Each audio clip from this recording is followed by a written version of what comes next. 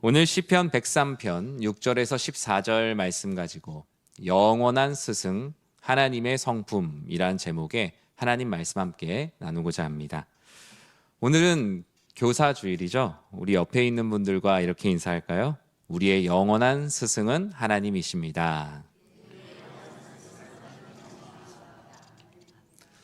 물론 우리의 영원한 스승이 하나님이시지만 그 영원한 스승이신 하나님을 직간접적으로 경험하게 하시는 분들이 우리를 끊임없이 가르쳐 주시는 선생님의 역할을 하시는 주일학교 선생님, 구역장님, 믿음의 선배님들, 또 나보다 나이가 어려도 나에게 영적인 영향력을 끼치는 분들이 있을 겁니다. 나에게 신앙적으로 하나님의 성품을 경험하게 하시는 분들께 항상 감사하고 오늘 특별히 그분들이 영육간에 강건할 수 있도록 기도하는 제자된 삶을 살아가는 모두가 되길 다시 한번 축복합니다. 오늘 시편 103편 말씀인데요. 이 시편 103편은 하나님의 성품에 매료된 다윗의 이야기라고 저는 명명하고 싶어요.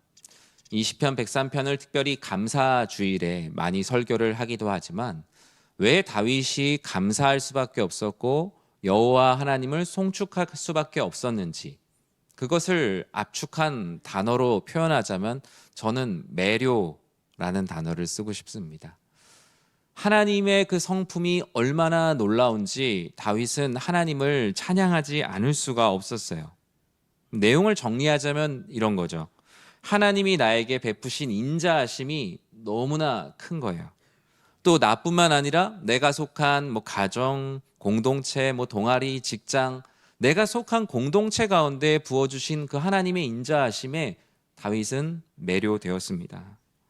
모든 사람들에게 베푸신 평등하게 많이 가진 사람이나 적게 가진 사람이나 높은 지위에 있는 사람이나 낮은 지위에 있는 사람이나 가리지 않고 모두를 사랑하시는 하나님의 인자하심에 다윗은 마음을 완전히 빼앗겼습니다. 마음을 빼앗긴 다윗은 그 하나님의 인자하심, 그 하나님의 성품을 찬양하고 전하지 않을 수가 없게 되었어요. 그 인자하심을 가르쳐야 했고 그 인자하심을 전하고자 하는 뜨거운 열정이, 영혼 구령에 대한 열정이 다윗은 가득했고 그 마음으로 이 시편 103편을 쓰게 되었어요. 다윗은 먼저 개인적으로 매료된 하나님을 다음과 같이 고백하죠. 우리 3절에서 5절 말씀 같이 한번 읽어볼까요? 그가 내 모든 죄악을 사하시며 내 모든 병을 고치시며 내 생명을 파멸해서 속량하시고 인자와 긍휼로 관을 씌우시며 좋은 것으로 내 소원을 만족하게 하사 내 청춘을 독수리같이 새롭게 하시는 도다. 아멘. 다윗의 간증입니다. 하나님이 나에게 어떤 분이신지 그분의 인자하심이 다윗에겐 그렇게 다가왔고 그리고 많은 사람들에게 동일하게 권면하고 있어요. 다윗은 하나님의 성품에 매료되었을 뿐만 아니라 하나님의 은혜로 죄 사함의 은혜를 경험하게 되었어요. 지울 수 없는 죄를 하나님께서 용서해 주시는구나. 그 하나님의 인자하심에 마음을 빼앗겼어요. 병을 치유해 주시는 은혜를 경험했습니다. 성경에서 다윗의 병에 대해서 구체적으로 말하고 있지는 않지만 다윗이라고 늘 강건한 것은 아니었겠죠. 그의 삶을 지나면서 많이 아팠을 때도 있었을 것이고 질병뿐만 아니라 마음의 질병까지도 다윗을 괴롭혔던 때가 있었을 거예요. 수많은 상념들과 고민들로 인해 땅끝까지 쫓겨가 본 적이 있었던 다윗이 그의 마음의 병이 안들래야 안들 수가 없었겠죠. 하지만 하나님께서 그의 병을 치유해 주신 은혜, 그 인자하심을 경험합니다. 구원의 은혜, 인자와 긍휼의 은혜, 날마다 새롭게 강건하게 하시는 하나님의 은혜를 경험한 유경험자로서 이 하나님을 경험한 이 경험을 내 안에 가둬둘 수가 없었어요.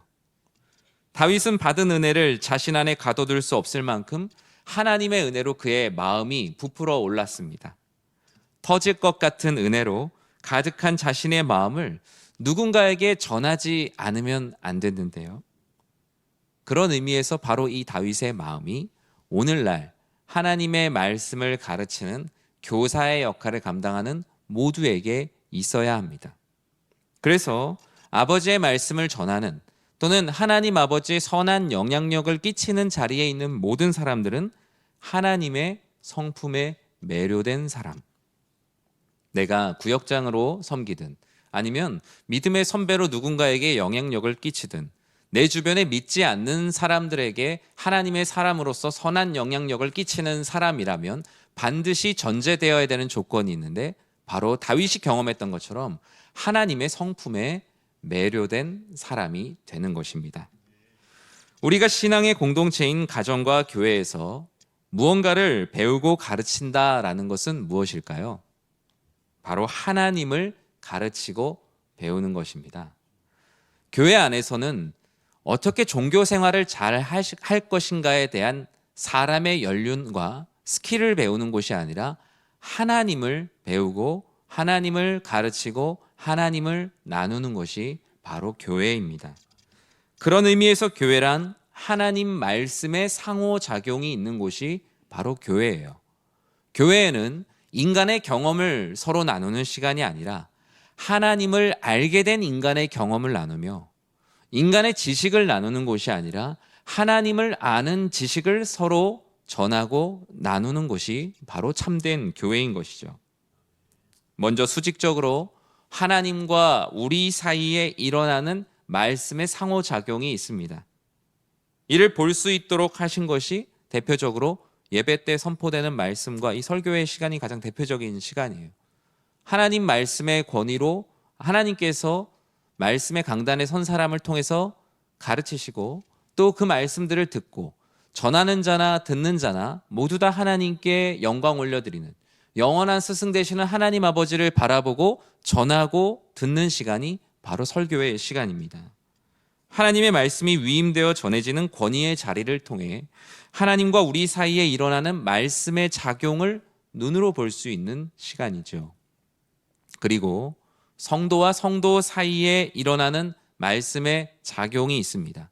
우린 이것을 성도의 교제라고 합니다. 성도의 교제가 윷놀이하고 족구하는 게 성도의 교제가 아니라 그 또한 성도의 교제 한 부분에 들어가겠죠. 근데 성도의 교제의 가장 핵심은 무엇이냐? 바로 하나님을 나누는 것. 하나님의 성품, 하나님의 사역, 하나님에 대한 지식, 하나님을 서로 주고받는 것이 진정한 성도의 교제라고 할 수 있죠.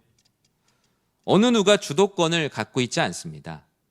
전하는 사람이 보통 주도권을 가지고 있다라고 생각하지만요, 전하는 분은 오직 하나님 한 분이세요. 그런데 그 하나님이 전하시는 방법으로 사람의 전함을 사용하셨기 때문에 냉정하게 얘기했을 때 하나님의 말씀을 전하는 사람에겐 공로가 전혀 없습니다. 오직 하나님만이 우리의 스승 되셔서 하나님 말씀을 전하는 우리가, 내가 10년을 하나님 말씀을 전하고 20년을 전하고 30년을 전할수록 우리는 공로가 없기 때문에 겸손해질 수밖에 없어요.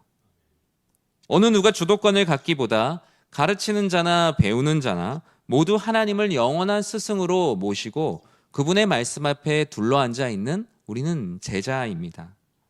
하나님을 영원한 스승으로 모시고 그분의 성품과 사역을 나누는 시간. 모든 것을 정리해서 말하면 교회에서 가르치는 자, 즉 교사란 하나님의 성품과 사역을 전하고 그와 같이 살도록 권면하는 복음 전도자에 가깝다라고 할 수 있습니다. 다윗도 자신의 영원한 스승이신 하나님의 성품과 사역을 전하고 싶은 교사로, 또 복음 전도자의 마음으로 자신이 속한 이스라엘 백성들의 공동체를 향해서 오늘 본문에 나아가고 있는데요. 우리 6절과 7절 말씀 같이 한번 읽어보겠습니다. 여호와께서 공의로운 일을 행하시며 억압당하는 모든 자를 위하여 심판하시는도다. 그의 행위를 모세에게, 그의 행사를 이스라엘 자손에게 알리셨도다. 아멘. 다윗은 영원한 스승 되시는 하나님의 성품을 전하는 교사로 오늘 시편 103편에 서 있습니다. 다윗이 백성들에게 전했던 영원한 스승이신 하나님의 성품은 바로 첫 번째는 공의의 하나님이십니다. 하나님의 성품을 우리가 모두 다 이해할 수는 없지만 우리는 하나님이 이 세상 어떤 법과 도덕, 예의 범절, 가치와 사랑과는 비교할 수 없는 공의의 하나님, 정의의 하나님이심을 서로 가르치고 배워야 합니다. 법을 대표하는 많은 상징들이 있죠. 대표적으로 보셨겠지만 정의의 여신상이라고 불리는 법원 앞에 가면 있죠. 대법원 앞에 가면. 근데 저희가 저거 관련해서 좀 찾아보다 보니까 각 나라별로 다 다르더라고요. 우리나라 정의의 여신상은 그 선녀 있죠, 선녀. 그 머리 있잖아요, 이렇게 나비 모양으로 하는 그 선녀예요. 그래서 그 다른 나라는 이렇게 칼을 들고 있는데 우리나라는 그 법전을 두고 있고 다른 나라 정의의 여신상은 눈을 가리고 있거든요. 근데 우리나라 정의의 여신상은 눈을 부릅뜨고 있어요. 그래서 그 의미를 이렇게 찾아보니까 너무 재밌더라고요. 어떤 나라는 눈을 가리고 하는 것이 평등한, 이게 어느 편견을 갖고 하지 않기 위해서 눈을 가리고 저울 이렇게 들고 있잖아요. 공정하게 재판한다 이런 의미가 있고, 또 우리나라의 정의의 여신상은 눈을 왜 뜨고 있냐면 눈 가리고 함부로 판단하지 말고 눈을 정확히 떠갖고 잘 구분하라고, 또 그런 의미에서 눈을 떴다고 해요. 그리고 눈을 가리는 정의의 여신상의 유래를 보니까 진실을 바라보지 못하도록 재판하는 사람들의 눈을 가렸던 그 모습이 또 하나의 유래가 되어서 눈을 가렸다라고 해서 어떤 나라는 눈을 뜨고 있는 정의의 여신상, 눈을 가리고 있는 정의의 여신상이 있어요. 모양은 다르지만 본질은 같아요. 공의를 세우고자 하는 마음이었어요. 각 나라의 문화에 따라 다르지만 공의를 세우는 상징으로 정의의 여신상을 세워놓은 것은 분명합니다. 하지만 안타깝게도 사람은 완벽한 존재가 아니기에 공의를 지키려는 의지를 가지고 있다고 해도 실수를 하고 때로는 사람의 감정에 기울기도 합니다. 그래서 물론 이제 법을 이렇게 하시는 분들은 좀 속상하신 얘기도 있겠지만 사람들이 막 그런 얘기도 해요. 차라리 인공지능이 하는 게 낫겠다 막 얘기하면서 사람의 감정에 휘둘릴 수밖에 없는 연약함을 말하고 있죠. 스포츠 경기를 비롯해서 중요한 결정, 공의와 정의가 세워져야 하는 곳에도 선수들과 구별된 심판들이 그 역할을 합니다. 심판에게 있어서 가장 중요한 것은 공의를 지키는 일, 그리고 선수들과 분명히 구별되어 있는 포지션이 중요하죠. 그래서 선수들과 다른 옷을 입습니다.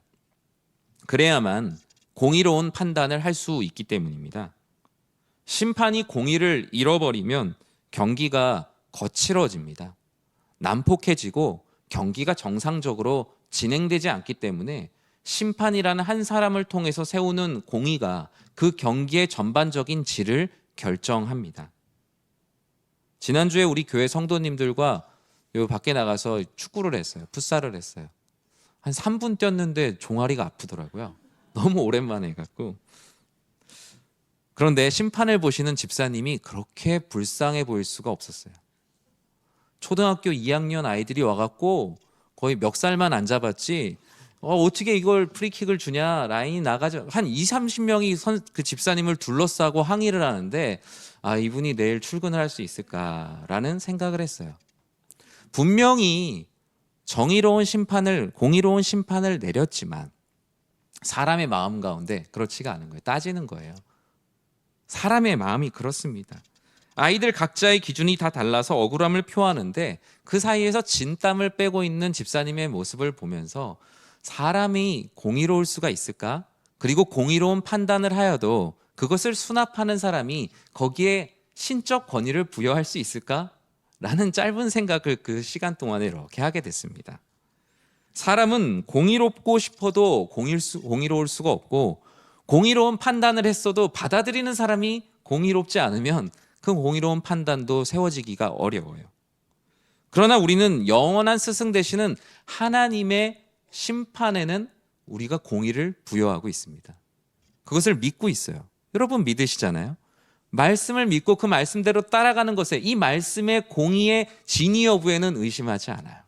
그렇기 때문에 그 말씀을 믿고 따를 수 있습니다.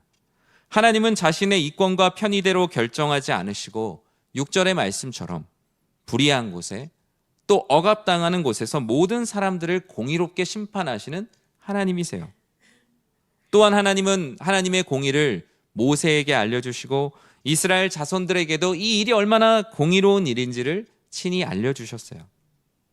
사랑하는 성도 여러분, 저는 우리 교회 안에서 자라는 모든 세대가 하나님의 공의로운 성품을 가르치고 배우는 배움의 전당이 되기를 주님의 이름으로 축원합니다. 이 세상에 온갖 편법과 꼼수가 난무하고 처세와 삶의 지혜라는 이름으로 포장하여서 법을 피해 욕구를 채우는 일들이 얼마나 많습니까? 오히려 그렇게 하지 않는 것을 어리석다라고 말하는 시대고, 정말 하나님 말씀대로 살아가며 공의를 세우는 사람을 답답하고 앞뒤가 꽉 막히고 융통성이 없는 사람이라고 말하는 시대를 우리는 살고 있습니다. 그러나 사랑하는 성도 여러분, 하나님 앞에 선한 끝은 반드시 있습니다. 이 세상에 남들이 불법을 행하는 것들을 따라가지 못해서 돈을 조금 덜 벌 수도 있고, 조금 더 못 살 수도 있고, 조금 더 높은 위치에 못 올라갈 수 있는 것을 억울해하거나 속상해하지 마시고, 하나님의 성품인 공의를 가르치기를 자신 있게 가르치며, 배우는 것도 자신 있게 배워서 하나님의 정의를 세워가는 사랑하는 연희의 모든 성도님들 되시기를 주님의 이름으로 축원합니다. 특별히 저는 우리 교회 안에서 자라는 우리 어린이, 청소년, 청년 세대가 하나님의 공의와 정의를 경험할 수 있는 우리 교회가 되기를 진심으로 축복합니다. 세상에서는 이런 것들이 더 좋다고 말하는데, 교회 와서 믿음의 선배님들, 선생님들 얘기를 들어보니까 그렇게 하는 게 사람들이 볼 때는 돈도 조금 더 잘 벌 수 있고 너희의 욕구도 채울 수 있는 거지만, 하나님께서는 이렇게 사는 것이 공의로운 삶이라고 말한다. 그렇게 자신 있게 전하는 믿음의 선배 세대들을 보면서 믿음으로 아버지 하나님의 공의대로 살아가는 그 세대를 세우는 우리 사랑하는 모든 성도님들 되시길 다시 한번 진심으로 축원합니다. 103편 8절에서는 이 하나님의 성품을 또 한 가지 말하고 있어요. 같이 한번 읽어볼까요? 여호와는 긍휼이 많으시고 은혜로우시며 노하기를 더디하시고 인자하심이 풍부하시도다. 아멘. 가르치고 전하고 배워야 할 영원한 스승 하나님의 성품, 그 두 번째는 우리가 잘 알고 있는 사랑의 하나님. 우리 교회 안에 모든 가르침이 하나님이 우리를 얼마나 사랑하시며, 조건 없이 사랑하시며, 존재만으로 사랑하시며, 하나님 앞에 무릎 꿇어 회개하는 자들을 끊임없이 일으키시는 그 손이 있는 하나님이심을 우리는 가르치고 배워야 합니다. 다윗은 성전에 모인 회중들을 가르치고 있습니다. 모세 시대부터 이스라엘 역사 가운데 베푸신 공의의 하나님을 가르쳤어요. 그리고 하나님의 성품 중 단연 최고는 사랑이라고 가르치는데, 글로만, 말로만, 혀로만 가르치는 것이 아니라 다윗은 그가 경험한 사랑의 하나님을 간증하고 있습니다. 다윗은 영원한 스승 되시는 하나님의 사랑을 직접 맛본 사람입니다. 그 사랑은 좀 더 세분화되어서 고백되고 있죠. 우리가 앞서 읽은 8절에 긍휼이 많으신 하나님, 은혜가 풍성하신 하나님, 노하기를 더디하시는 하나님, 인자하심이 풍부하신 하나님. 이 네 가지는요, 사랑의 하나님, 하나님의 사랑의 성품을 표현하는 구약 성경의 대표적인 표현이에요. 그냥 나열한 게 아니라 우리가 아브라함과 이삭과 야곱의 하나님 이렇게 얘기하면 이전까지 인도하신 하나님의 은혜를 상징하는 것처럼, 이 구약 시대의 하나님의 사랑을 표현하는 방식이 이 네 가지를 나열하는 게 하나님은 사랑이시다라는 것을 말하는 표현의 방식이었어요. 마치 그 신약 성경에 믿음, 소망, 사랑, 우리 보통 이렇게 말하잖아요. 구약 성경에서 말하는 믿음, 소망, 사랑이 은혜가 풍성하신 하나님, 긍휼이 많으신 하나님, 노하기를 더디하시는 하나님, 인자가 풍성하신 하나님, 이게 바로 구약 성경의 믿음, 소망, 사랑의 표현이에요. 출애굽기 34장 6절에도 그렇게 말씀하고 있어요. 같이 한번 읽어볼까요? 여호와께서 그의 앞으로 지나시며 선포하시되 여호와라 여호와라, 자비롭고 은혜롭고 노하기를 더디하고 인자와 진실이 많은 하나님이라. 아멘. 이미 모세가 사랑의 하나님을 표현할 때 이미 이때부터 은혜롭고 노하기를 더디하고 인자와 진실이 많으시며 긍휼하신 하나님, 믿음, 소망, 사랑의 하나님을 다음과 같이 표현했어요. 그런데 이게 분위기가 좋을 때 하신 말씀이 아니라는 거예요. 출애굽기 34장이면 어떤 사건 직후인지 혹시 아시나요? 출애굽기 34장이면 보통 출애굽기를 20장까지 열심히 읽어요. 네, 근데 뒤에 이야기가 좀 이제 레위기 같은 출애굽기라. 근데 거기에 하나의 큰 사건이 있죠. 금송아지 우상 숭배한 사건이 30장 이후에 있습니다. 금송아지 우상 숭배 이후에 하나님이 자신을 사랑의 하나님이라고 표현하기는 어려웠을 거예요. 아니, 지금까지 이 백성들을 애굽에서 나오게 해서 먹고 살게 하시고 법을 주시고 새로운 땅을 부여해 주시는데 하나님의 말씀을 기다리지를 못해서 이전의 방식대로 금송아지를 섬겼던 그들에게 사랑의 하나님이 웬 말이겠어요.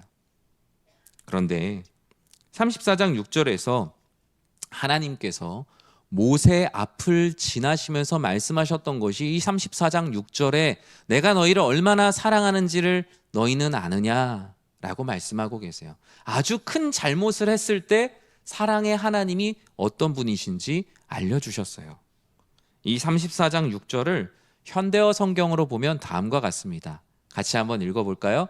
곧 여호와께서 모세 앞으로 지나가면서 이렇게 외치셨다. 나는 여호와 여호와이다. 불쌍한 이들을 한없이 측은히 여기며 가난한 아들을 바라보면 가슴 아파 견디지 못하는 하나님이다. 어지간해서는 화를 내지 않고 한결같은 사랑으로 사랑하고 진실이 흘러 넘치는 하나님이다. 아멘. 이 말씀을 언제 하셨다고요? 죽어 마땅한 때에 하셨어요. 혼낼 이유도 없이 우리가 자녀들이나 내가 혼내야 될 사람이 너무나 큰 잘못을 하면 혼내고 싶지도 않은 마음을 아마 경험해 보셨을 거예요. 지금 다 하나님의 마음은 어쩌면 이 이스라엘 백성들을 혼내고 싶지도 않은 상황이에요. 그런데 모세 옆으로 지나시면서 내가 너희를 얼마나 사랑하는지를 아냐. 그런데 너희는 왜 이런 일을 하였느냐. 큰 잘못 속에서 모세와 백성들은 하나님의 성품의 최고봉인 사랑의 하나님을 만나게 됩니다. 불쌍한 이들을 한없이 측은히 여기시는 하나님, 가난한 아들을 바라보며 가슴 아파하는 부모, 선생님의 마음을 가지신 하나님, 어지간해서는 화를 내지 않고 한결같은 사랑으로 사랑하고 진실이 흘러넘치는 하나님, 이 하나님이 바로 나의 하나님, 나의 영원한 스승이 되시는 하나님이에요.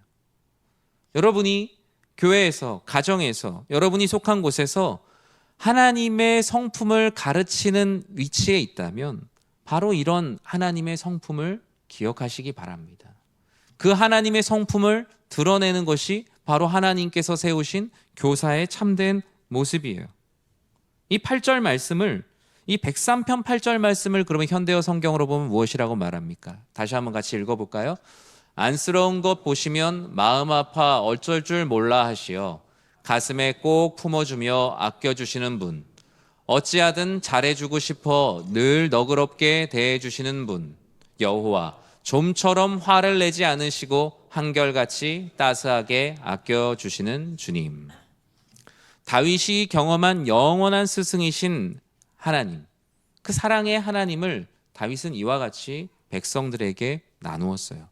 그리고 백성들도 이 가르침을 통하여서 자신과 동일한, 어쩌면 자신보다 더 뜨겁게 하나님을 만나기 원했다는 것입니다. 여러분의 인생 가운데 만난 많은 선생님들이 있을 거예요. 저는 초등학교 1학년 때부터 선생님들 이름은 다 기억이 납니다. 감사하게. 그런데 저의 인생에 딱 2명의 선생님이 기억이 더 많이 나요. 3학년 때, 초등학교 3학년 때 선생님은 저에게 공부를 열심히 해야 되는 이유를 알려주셨어요. 제가 사실 저희 때는 이달 학습이라 그래서 매달 그 문제집이 이렇게 나왔어요. 근데 그것을 이제 매달 사는 게 사실 좀 부담이 됐어요. 근데 선생님이 그걸 어떻게 아셨는지, 너 공부를 열심히 하면 선생님 앞으로 나오는 책이 있거든, 서점에서. 그걸 그냥 매달 너에게 무료로 줄게 라고 말씀을 하셨어요. 열심히 나름대로 했어요. 1등을 하면 주신다고 했는데 선생님이 주셨어요. 근데 나중에 알고 보니까 1등과는 거리가 멀었어요. 근데 선생님이 그냥 가정 형편도 알고 그리고 열심히 하는 모습을 보면서 선생님에게 나온 문제집을 매달 주셨어요. 그래서 그것을 갖고 이렇게 공부를 하면서 이 선생님의 사랑이 그때는 잘 몰랐는데 그때는 그냥 문제집 공짜로 받았다 그냥 좋아했는데 시간이 지나 보니까 그 학생들 지금은 초등학교 학생이 한 반에 20명 정도밖에 안 되고 우리 교회 앞에 있는 서현중학교 가면 애들이 10몇 명밖에 안 되거든요, 한 반에. 근데 그때는 한 반에 아이들이 많았잖아요. 그 많은 아이들 중에서도 아이에게 이것이 필요하겠다라는 마음으로 긍휼히 여기는 마음으로 사랑을 나눠주셨던 선생님이 기억이 나요. 사랑의 하나님이라는 게 단순히 그냥 잘해주는 것만 사랑의 하나님은 아니겠죠. 따끔하게 혼내시는 선생님의 모습도 기억이 나요. 초등학교 2학년 때 선생님께서 제가 수업을 잘 안 듣고 있었나 봐요. 공부해야 될 이유를 잘 몰랐어요. 그러니까 선생님이 화가 나서 저에게 그럴 거면 너 집에 가라고 하셨어요. 그래서 저는 가방을 싸서 집에 가버렸습니다. 네, 집에 가라고 했으니까 집에 갔어요. 그런데 아직도 기억이 나요. 저희 집에 선생님이 저녁에 전화를 하셨어요. 근데 술을 잔뜩 드시고 전화를 하셨어요. 저희 아버지께서 그 전화를 받으시고 끊자마자 저를 바라보시는 그 눈빛을 잊을 수가 없습니다. 그 선생님이 9살밖에 안 된 아이 때문에 속상해서 집에 가라고 해서 진짜 집에 가서 너무나 속상해서 전화를 했다는 거예요. 그러면서 다음 날에도 공부 열심히 하라고 그런 말 한 거니까 너가 그걸 그런 식으로 받아들이면 어떻게 하겠냐 라고 말씀하시면서 앞으로 더 열심히 공부를 하라고 말씀을 해주셨어요. 그 선생님이 저녁 때 그 초등학생 하나 때문에 속상해서 학부모님에게 전화를 하는 그 마음, 사랑이죠, 사랑. 한 영혼을 향한 선생님의 사랑이에요. 이 세상의 스승은 우리들을 분명히 가르치고 권면하기도 하지만 피조물로서의 한계도 분명히 있습니다. 그러나 그 한계를 극복해 가면서 영혼을 사랑하는 그 사랑이야말로 정말 더 귀한 사랑이 아닐까요? 하나님은 완벽하게 사랑하실 수 있는 능력이 있으시잖아요. 근데 이 땅에 우리가 만난 많은 선생님들 어쩌면 자신의 삶이 고될 수도 있고 심지어 교회 안에서 교사로 섬기시는 분들도 나도 지금 하나님이 잘 믿어지지 않는 어려움 속에서도 그래도 이 아이들이 하나님 은혜 가운데 자라길 바라는 마음으로 고군분투하며 말씀을 가르치고 양육하는 주일학교 선생님들, 그리고 구역 안에서 나도 내 생활도 어렵고 시간도 없는데 나보다 연약한 영혼들을 섬기기 위해서 섬기시는 구역장님들, 더 귀하고 소중한 사랑이 아닐까 생각을 합니다. 이 세상에 많은 선생님들의 사랑은 분명히 한계가 있지만 우리의 영원한 스승 되시는 하나님의 사랑을 의지할 때 우리는 보다 더 하나님의 사랑에 가까운 스승으로서의 삶을 살아갈 수 있습니다. 내가 누군가에게 말씀을 가르치기에 부족하다고 느낀다면 영원한 스승이신 하나님의 성품에 기대어 전하시기 바랍니다. 아버지 하나님께서 전하는 가운데 능력을 주시고 힘을 주시고 놀라운 일들을 일으키셔서 여러분들이 영혼을 사랑하는 마음으로 가르치시는 주일학교 아이들, 나의 자녀들, 또 아직 믿음이 연약한 새가족들, 그 가운데 하나님께서 놀라운 일을 일으키시고 나보다 더 놀랍게 하나님 아버지께서 변화시켜 주심을 믿으시기 바랍니다. 우리는 이 교사주일 앞에서 우리가 지금 누구의 가르침을 들으며 살아가고 있는지를 돌아봐야 되는 때이기도 합니다.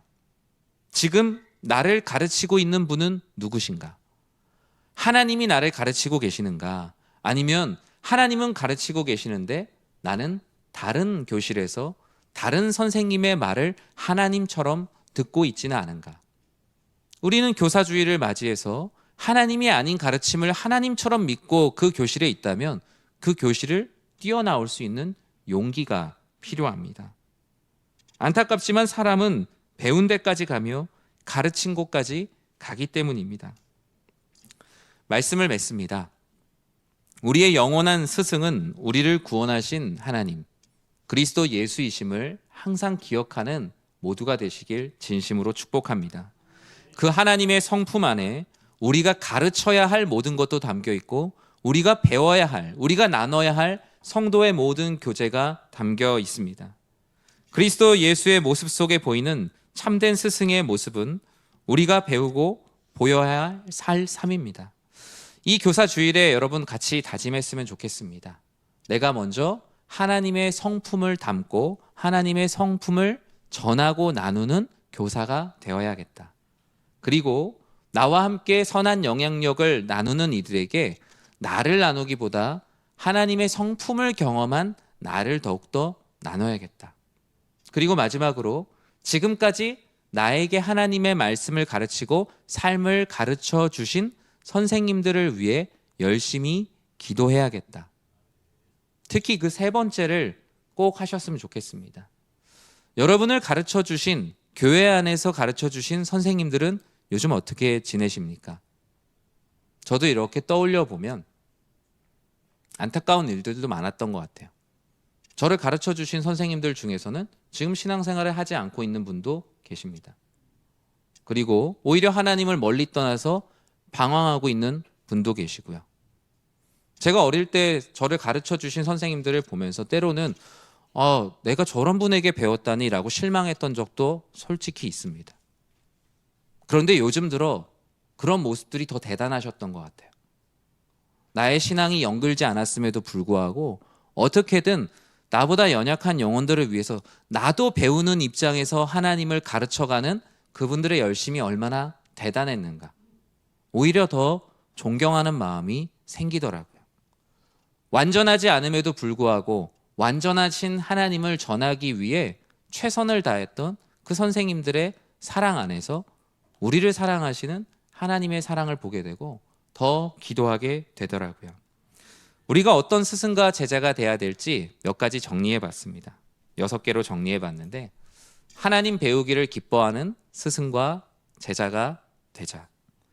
종교 권위주의를 벗고 말씀의 권위를 입은 스승과 제자가 되자. 한 영혼을 불쌍히 여기는 사랑과 열정의 스승과 제자가 되자. 영혼의 성장을 위해 오래 참고 용서할 수 있는 스승과 제자가 되자. 어떤 일에도 온유와 겸손을 잃지 않는 스승과 제자가 되자. 억지로 사역하지 않으며 자원하는 기쁨을 누리는 스승과 제자가 되자. 바로 다윗이 누렸던 하나님을 영원한 스승으로 모신 하나님의 제자의 삶입니다. 여러분 모두에게 이와 같은 은혜가 가득하길 주님의 이름으로 간절히 축원합니다. 기도하겠습니다.